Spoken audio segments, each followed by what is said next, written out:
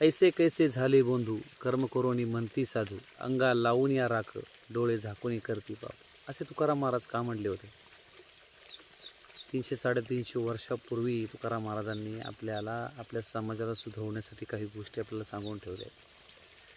परमेश्वर तुमच्या हृदयात आहे, शरीरात आहे, दगडधोंड्यामध्ये नाही आहे. गाडगे महाराज काय म्हणायचे? स्वच्छता आणि सेवेमध्ये परमेश्वर आहे, दगडात नाही आहे.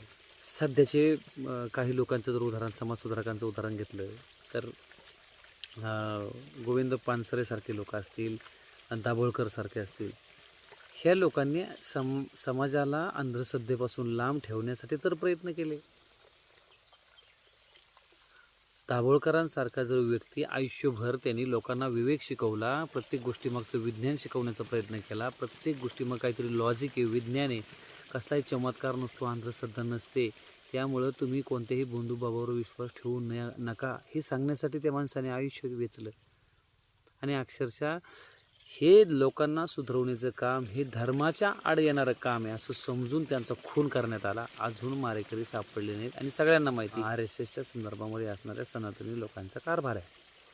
मग मला सांगा, धर्माच्या नावाखाली अंधश्रद्धा पसरून, लोकांच्या मनामध्ये भीती पसरून, स्वतःचं पोट भरणारे, तुंबड्या भरणारे नालायक लोकांना तुमच्या आमच्या धर्माचं नाव घेऊन जगण्याचा अधिकार कोणी दिला?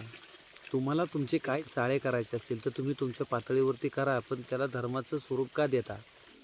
हा नाशिकचा खरात इतका निर्लज्ज माणूस, ज्याचे कितीतरी व्हिडिओ सापडले, हा प्रत्येक व्यक्तीचे वैयक्तिक आयुष्य असतं, तर त्यांनी जरूर काही केलं तरी तो त्याचा अधिकार आहे, त्याचं वैयक्तिक आयुष्य आहे. परंतु धर्माच्या नावाखाली लोकांना अंधश्रद्धा त्यांच्यामध्ये मनामध्ये भरून आणि चुकीच्या मार्गाने संपत्ती कमवण्यासाठी जर कोणी तुमच्याकडून काही गोष्टी करून घेत असेल तर या गोष्टीला वाचा फुटायला हवी होती. ह्या विषयाला वाचा फुटली फक्त तिथल्या काम करणाऱ्या एका नोकरामुळे. परंतु कोणत्याही पीडित, ज्या भाषेमध्ये आता सध्या सोशल मीडियावर म्हटलं जातं की पीडित महिला, अरे मग यांच्यातली कोणती महिला आजपर्यंत पुढं का आली नाही की जिच्यावर जर अन्याय होत होता तर? ठीक आहे, आपल्याला त्या खराची काही घेणं देणं नाही आणि त्या ज्या महिलांशी बरोबर घडलं आहे ना त्याच्याशी काही घेणं देणं नाही.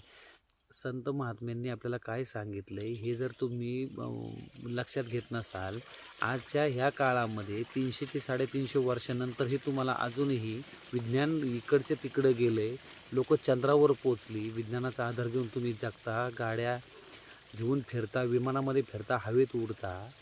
मग एवढ्या सगळ्या गोष्टी असताना तुम्हाला विज्ञानात कोणीतरी चमत्काराची 4-2 उदाहरणं दाखवतो आणि त्याला तुम्ही बळी पडून आपल्या बायका त्याच्याकडे पाठवता.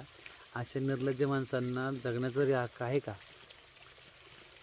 आणि मग त्यामुळे अशा लोकांबद्दल मला काही अजिबात अनुभूती नाही आहे की ज्या खरातनी त्यांच्याबाबत जे केलं आहे ना तर ते त्याच लायकीचे आहेत, ते त्याच पात्र आहेत. कितीतरी लोक आहे की आजपर्यंत कधी बुवाबाजी किंवा बोंदुगिरी करत नाहीत किंवा त्यांच्या नादीही लागत नाहीत.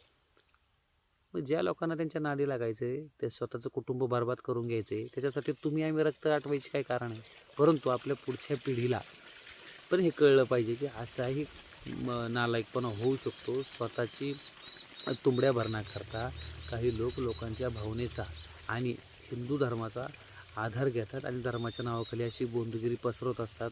म्हणून हा व्हिडिओ बनवण्याची वेळ आली. आणि आज जी लोक सांगतायत ना की अशोक खरातला आम्ही बेड्या ठोकणार, अशोक खरातला आम्ही सोडणार नाही, त्यांनी एवढं चुकीचं केलं तर त्याला आम्ही सोडणार नाही. आज तर तो मनोहर कुलकर्णी बोलला की ह्या खरातला तर जागेवर मारून टाकला पाहिजे आणि विषय संपवला पाहिजे. अहो, हे 2-3 वर्षापूर्वी हा किडे गुरुजी हा स्वतःच सांगत होता, माझ्या बागेतल्या आंब्यामुळे मुलं होतात म्हणून. मग ह्या असल्या थर्ड क्लास आणि नालायक लोकांनी दाभोळकरांसारख्या विवेकी माणसाने यदि कुणाला शिवी नाही दिली, आरेकारे केलं नाही, समाज सुधारवण्याचं आयुष्यभर काम केलं, अशा निहत्या माणसांचा खून करणारे हे लोक आणि हेच आता आपल्याला शिकवत आहेत की आम्ही खरातला सोडणार नाही. अरे हे तुमच्यासारख्या नालायक विचाराच्या लोकांमुळे, आसारामसारख्या लोकांना तुम्ही जवळ करताय, म्हणूनच देशामध्ये अशा गोष्टी फुटाफुटावर आणि चौकाचौकामध्ये अशी बुवाबाजी करणारे लोक पसरलेत. आता तरी सुधरा. आणि ज्या लोकांनी आपल्या कुटुंबातल्या लोकांना अशा बुवाबाजीच्या नादी लागले ना, त्यांनी आता तरी सुधरा, नाही तर त्या घराच्या कशा फाईल भरायला तशी एक दिवस तुमच्या घरातल्या लोकांच्या फाईल तुम्हाला बघाव्या लागतील.